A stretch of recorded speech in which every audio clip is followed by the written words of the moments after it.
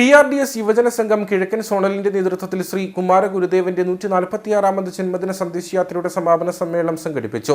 കാഞ്ചിയാർ കോവിൽമല മുരിക്കാട്ടുകുടിയിൽ സംഘടിപ്പിച്ച സമാപന യോഗം ആദിയാർപുരം മേഖലാ ഉപദേഷ്ടാവ് എസ് ജ്ഞാനസുന്ദരൻ ഉദ്ഘാടനം ചെയ്തു. പൊയ്കയിൽ അപ്പച്ചൻ അല്ലെങ്കിൽ പൊയ്കയിൽ യോഹന്നാൻ എന്നറിയപ്പെടുന്ന കേരളത്തിന്റെ നവോത്ഥാന നായകരിൽ ഒരാളാണ് പൊയ്കയിൽ ശ്രീ കുമാര ഗുരുദേവൻ. കേരളത്തിന്റെ നവോത്ഥാന പ്രവർത്തനങ്ങളിൽ വലിയ സംഭാവനകൾ നൽകിയ വ്യക്തിത്വമായിരുന്നു അദ്ദേഹത്തിൻ്റെത്. ദളിത് പ്രവർത്തകനും ഭാരതത്തിൽ ഉത്ഭവിച്ച പ്രത്യക്ഷരക്ഷാ ദൈവസഭയുടെ സ്ഥാപകനുമായിരുന്ന പൊയ്കയിൽ ശ്രീ കുമാര ഗുരുദേവന്റെ 146ാമത് ജന്മദിന മഹോത്സവത്തോടനുബന്ധിച്ചാണ് PRDS യുവജന സംഘം കിഴക്കൻ സോണലിന്റെ ആഭിമുഖ്യത്തിൽ ജന്മദിന സന്ദേശയാത്ര നടത്തിവരുന്നത്.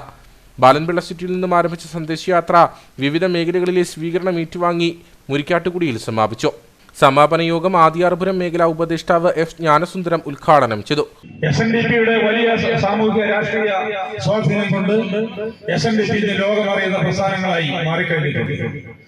പ്രത്യക്ഷ രക്ഷാ ദിവസഭയെ സംബന്ധിച്ചോളം ഇതിന്റെ അടിസ്ഥാനമായ വിശ്വാസം ജാതിരാഹിത്യമാണ്. ജാതിരഹിതമായ ഒരു പ്രസ്ഥാനമാണ് പ്രത്യക്ഷ രക്ഷാ ദിവസഭ. ഇന്ന് പ്രത്യക്ഷ രക്ഷാ ദിവസഭയിൽ മുമ്പ് സൂചിപ്പിച്ചതുപോലെ 3 ലക്ഷത്തിലധികം ജനങ്ങൾ ഇതിന്റെ വിശ്വാസികളായി ഗുരുദേവനെ ദൈവമായി വിശ്വസിക്കുന്ന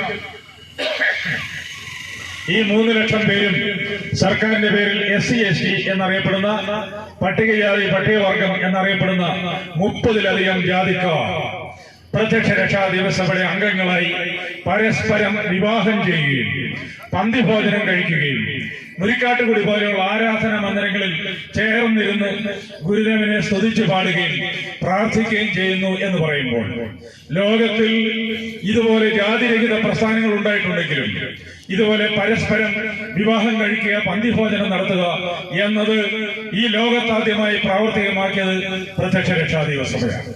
സമാപന സമ്മേളനത്തിൽ കാഞ്ചിയാർ ഗ്രാമപഞ്ചായത്ത് അംഗം റോയി എവറസ്റ്റ് മുഖ്യ അതിഥിയായിരുന്നു.